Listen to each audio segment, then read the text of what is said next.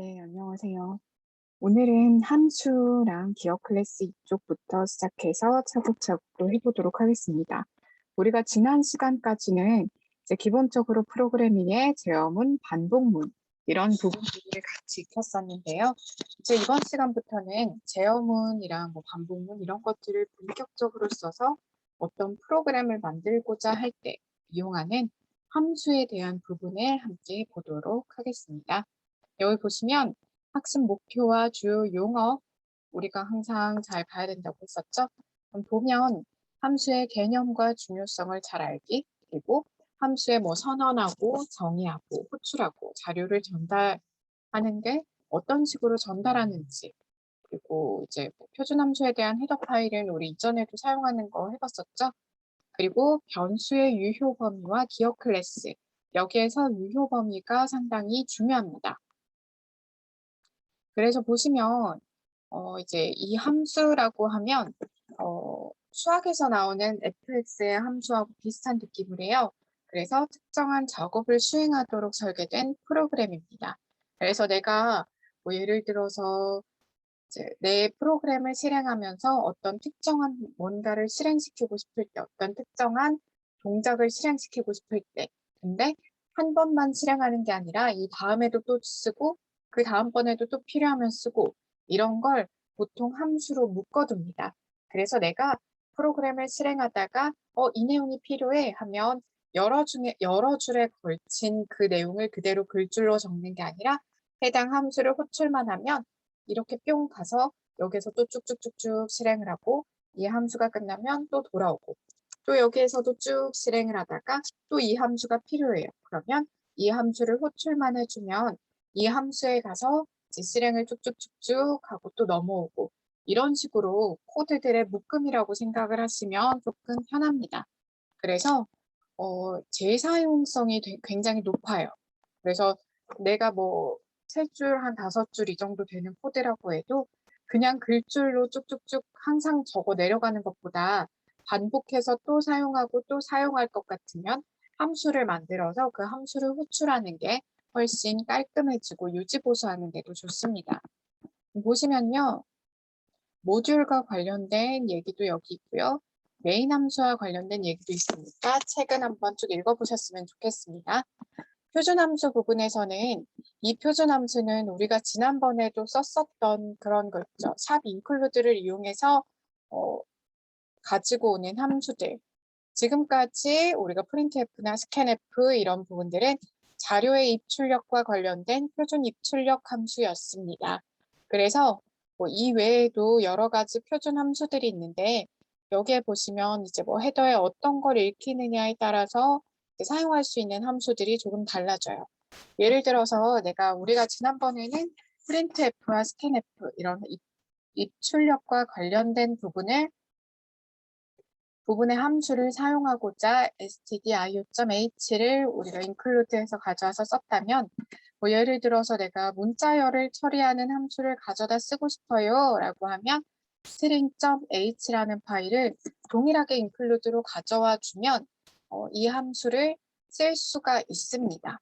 그래서 보시면 표준 함수의 사용이라고 하면 우리가 조금 이따가 함수의 원형에 대해서도 좀 볼 건데요. 그 부분 비슷하게 여기 보시면 샵 include stdio.h라는 함수를 적어줬어요. 이 말은 여기 있는 파일을 갖다 쓰겠다라는 말도 되는데 C 언어는 컴파일 언어입니다. 그래서 이 컴파일러가 한번 쭉 번역을 할 때 쭉쭉쭉쭉 내려오다가 이 함수는 내가 본 적이 없는 함수야 이런 걸 방지하기 위해서 미리 원형 선언을 좀 해두는데요. 이 파일을 읽어오면서 이런 함수들은 내가 이 프로그램에서 갖다 쓸 수 있는 함수들이구나를 얘가 인지를 하게 돼요. 그래서 내려갔을 때 에러를 일으키지 않습니다. 그래서 요 파일에 있는 함수를 쓰고 싶다라고 하면 꼭 include를 해주셔야 됩니다. 또 쭉쭉쭉 내려서 이제 C에서 기본적으로 라이브러리로 제공하는 함수들을 우리가 살펴보면 이번에는 우리가 직접 우리가 직접 만들어서 쓸 수 있는 사용자 정의 함수를 볼 건데요. 자, 여기 보시면 함수의 정의는 함수 헤더, 함수 시작, 함수 끝으로 이루어집니다. 그래서 헤더에 보시면 이제 반환 자료형, 이 함수가 끝났을 때 어떤 값을 뱉어낼지, 이 뱉어내는 값의 자료형이 뭔지에 따라서 반환 자료형을 적어주시고요. 그리고 함수명을 적고, 그리고 이 함수에 매개 변수라고 하는 걸 같이 던져줍니다. 파라미터라고도 하는데요. 뭐 파라미터라고도 하고 인자라고도 하고 뭐 이제 여러 가지 용어로 불려주는데 이 함수를 실행하면서 값이 필요할 경우에 이 값을 한꺼번에 이 헤더에 적어주고 이 해당 값들이 들어왔을 때 이 매개 변수를 이용해서 함수에서 어떤 식으로 요리를 하는지 이런 루틴이 됩니다.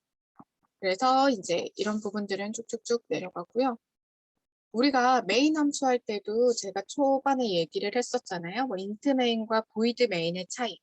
이 함수가 끝나고 나서 리턴 값으로 뱉느냐 안 뱉느냐, 그리고 리턴 값으로 뱉는 값이 정수면 int, 실수면 뭐 플롯, 뭐 이제 스트링이나 뭐 이런 것도 들어갈 수가 있겠죠.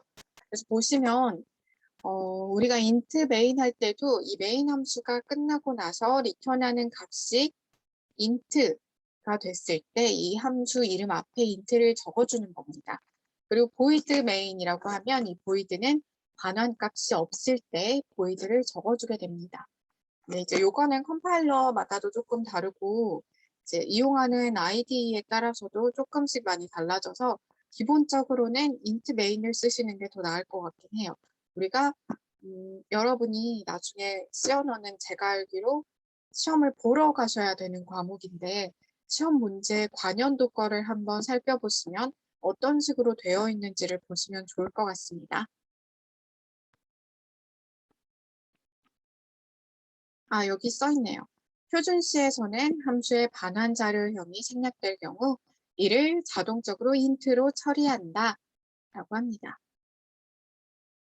자, 그래서 사용자 함수도 동일하게 앞에 반환 자료형 int, 함수 이름 sum, int a, int b 이 두 종류는 매개 변수로 어떤 것들이 들어갈지, 그리고 이 밑에는 이 중괄호와 중괄호 사이에는 어떤 내용들이 실행할지를 적어주는 내용이고요. 자, 함수를 사용을 하게 되면 기본적으로 초반에 원형 선언이라고 하는 게 들어갑니다. 이 원형 선언은요, 이게 한 페이지에 보일지 모르겠네. 안 보이네요. 자, 이 밑에 뭐 메인 함수가 쭉 있고 그 밑에 int sum, 바로 int a, int b 해서 사용자 정의 함수가 네, 여기 써 있습니다. 요거를 보시면 이 첫 줄 그대로 int sum, int a, int b를 이 위에 그대로 한 줄을 적어줍니다. 이게 뭐냐면 내가 이런 거를 밑에서 정의를 했어. 나는 이거를 쓸 거야. 그러니까 너는 sum이라고 하는 함수를 호출하는 게 나오면 나 이거 모르겠어 하고 에러 내지 말고 밑으로 쭉 내려가서 sum이라는 함수를 찾아보도록 해. 라는 의미의 원형 선언입니다. 그래서 이 원형 선언이 없으면 지금 이 컴파일러가 해석을 하면서 점이라는 함수가 있는지 없는지도 모르는 상태이기 때문에 에러를 뱉게 돼요. 그래서 제가 요거는 조금 이따가 또 보여드릴게요. 그리고 이제 이 뒤에 파라미터, 인자로 들어가는 int a, int b 이제 이런 부분들은 항상 잘 유념해서 좀 쓰셔야 됩니다. 로그인을 안 해뒀네요. 잠시만요.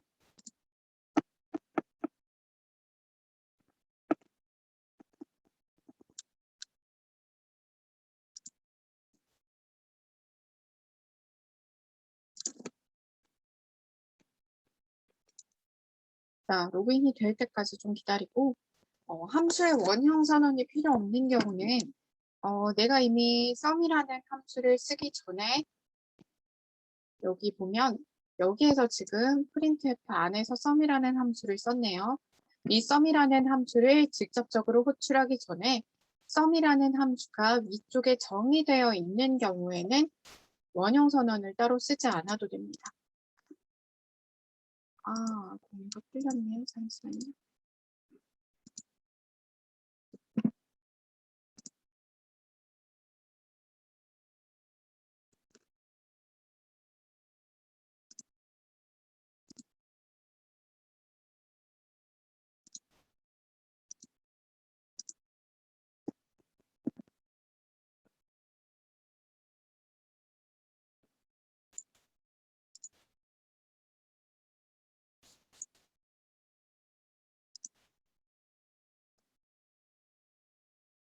네, 공유를 다시 하도록 하겠습니다. 제가 아까 적어놓은 게 있어서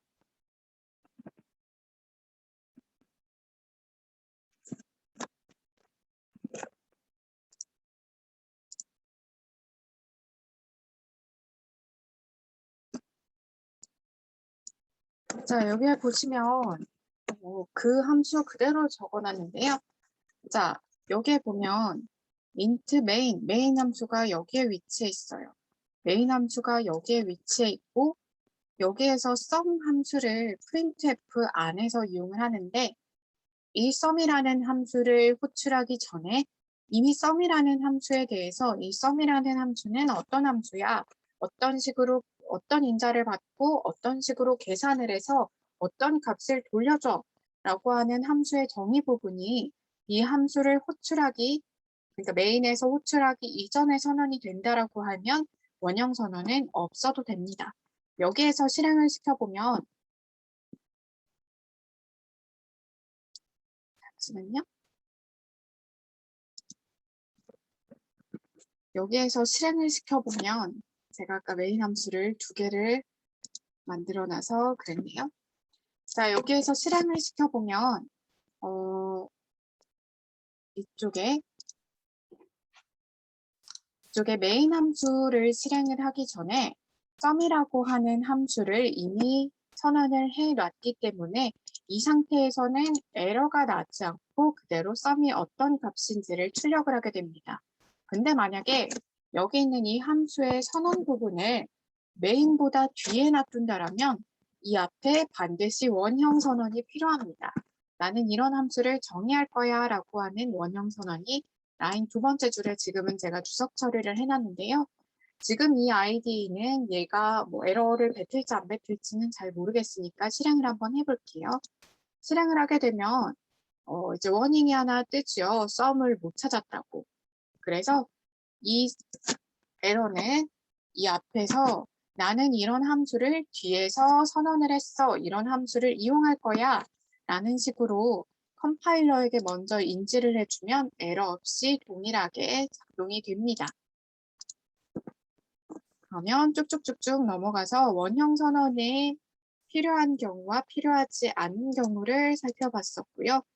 호출 같은 경우는 제가 초반부 아주 아까쯤에 설명했던 부분처럼 이제 메인 함수를 쭉 실행을 하다가 해당 사용자 정의 함수를 만나게 되면 그 사용자 정의 함수에 해당 여기 10하고 20이 써 있죠.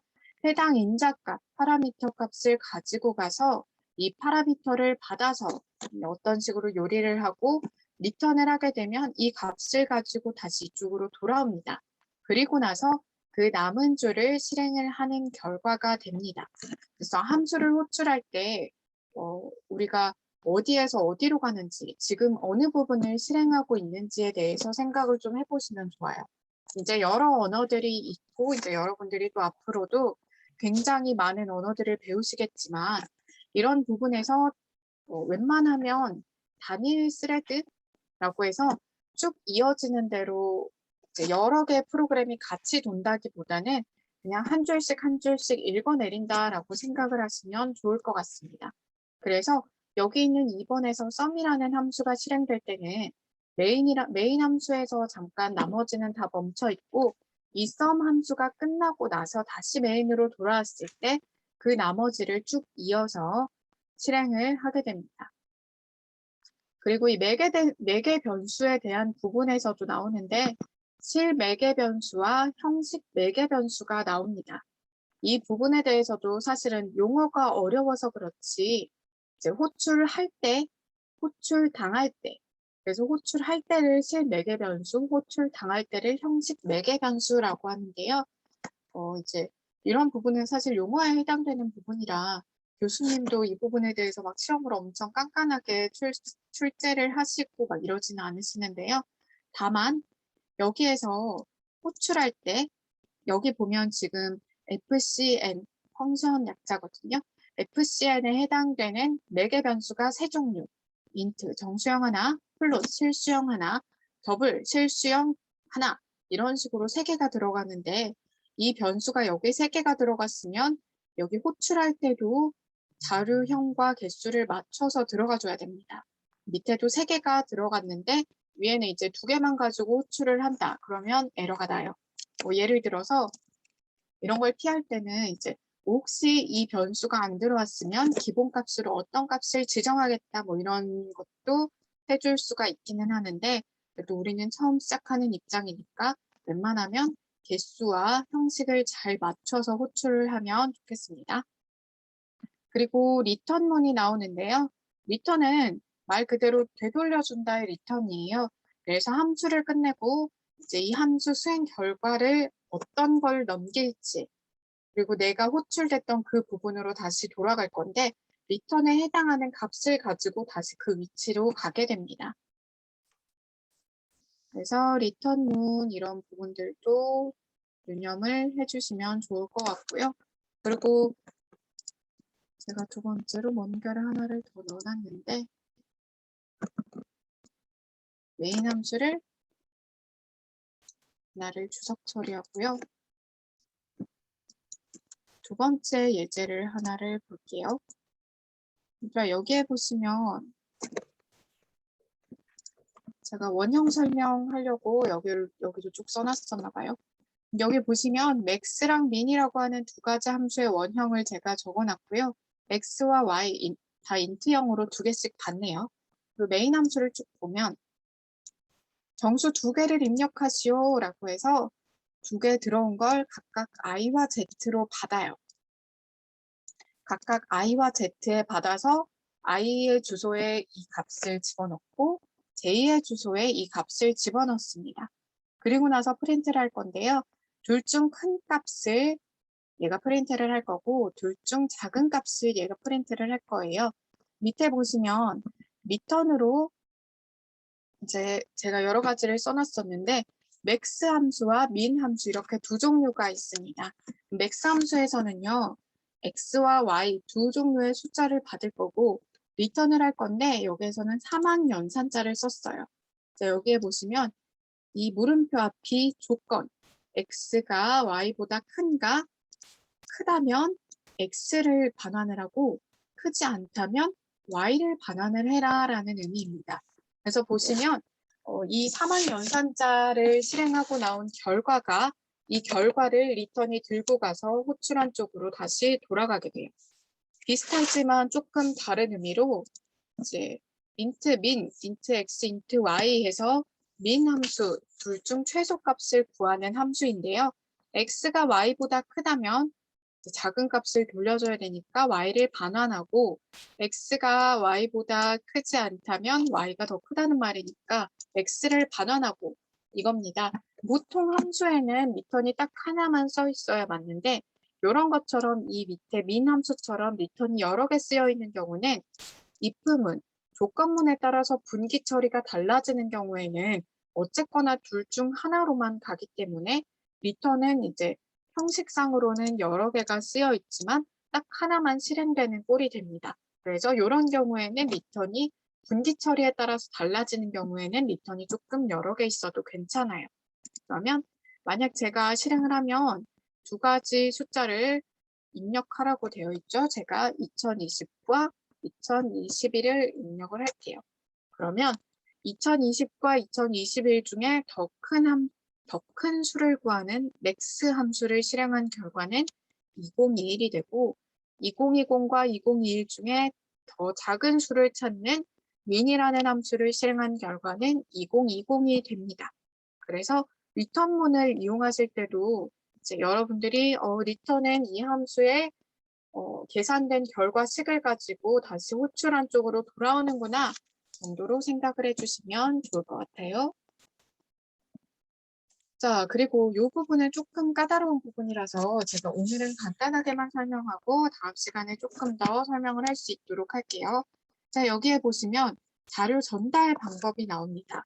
아까 뭐 7매개 변수, 형식 4개 변수 이런 부분들이 나왔었는데 보시면 이제 int x, int y 정수형으로 값 2가지를 받겠다고 했죠.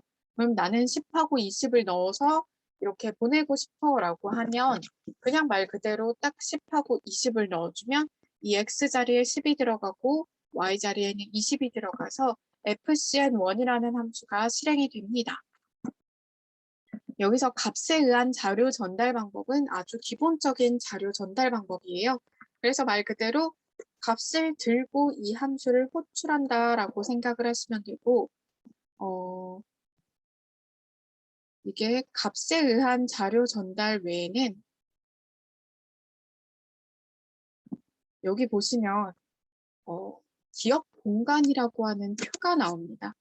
이제 우리가 A와 B에 뭐 3과 5가 있었다라고 하면 X와 Y에 각각 값을 전달을 해요. 그런데 실제 A와 B의 값이 바뀌는 건 아닙니다.